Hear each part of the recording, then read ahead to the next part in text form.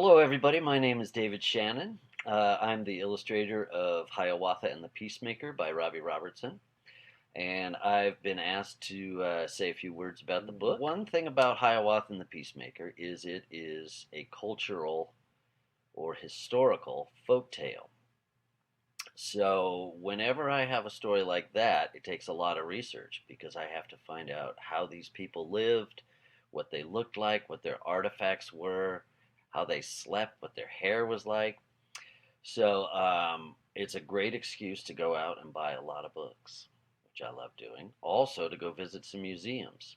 I wish I could have gone up to upstate New York in Canada, where Hiawatha's people lived, and his. So the thing is, I'm trying to depict these cultures as accurately as possible in the book, but at the same time, I don't want to just copy pictures that I've found of Iroquois Indians. So I'm also inventing. I'm inventing clothing and hairstyles and things, but they're I try to keep them within the framework of what I've found in my research. The colors that I used in Hiawatha, I try to make every element of a book reinforce the story and tell another part of the story that I'm telling. And color plays a big part in that. So this was a very dramatic story, so I wanted to use very dramatic colors. Also, nature is a huge part of um, Native American culture, so I wanted to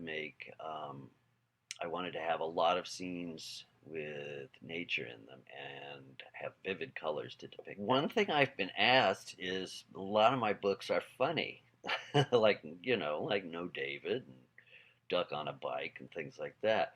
So was it a challenge to do a serious, dramatic story like this?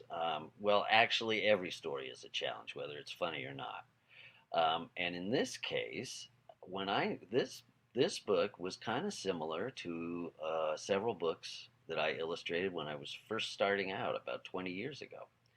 I did several Native American folk tales. The Rough Faced Girl is one.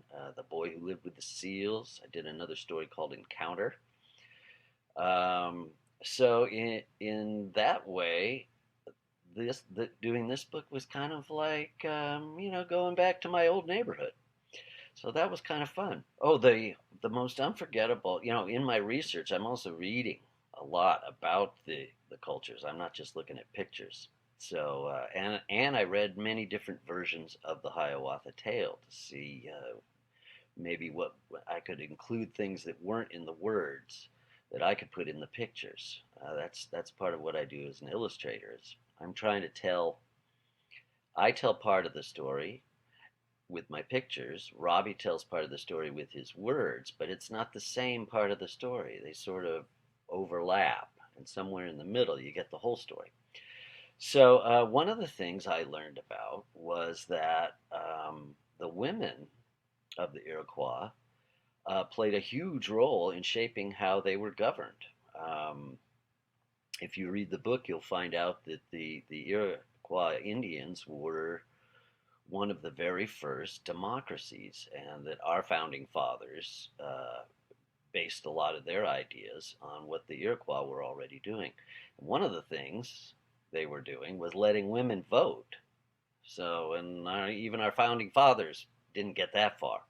So I thought that was very interesting. And in fact, the women sometimes made more decisions than the men. If any of you out there want to be an illustrator or love to draw, I've been asked to give you a few words of advice, and it's pretty simple stuff.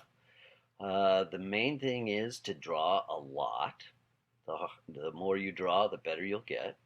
And when you're drawing, draw stuff you like. You can test yourself with stuff you don't like sometimes, but the more you draw things that you like, the more interested you're going to be, the more time you're going to spend on it, the more clearly you're going to be able to see your image in your head, and the more fun you'll have. So, so the best thing to do is draw stuff you like. And I mean, when I was a kid, I really liked comic books. And I like drawing comic books, and I drew lots of them. And back then, there was no such thing as a graphic novel, hadn't been invented.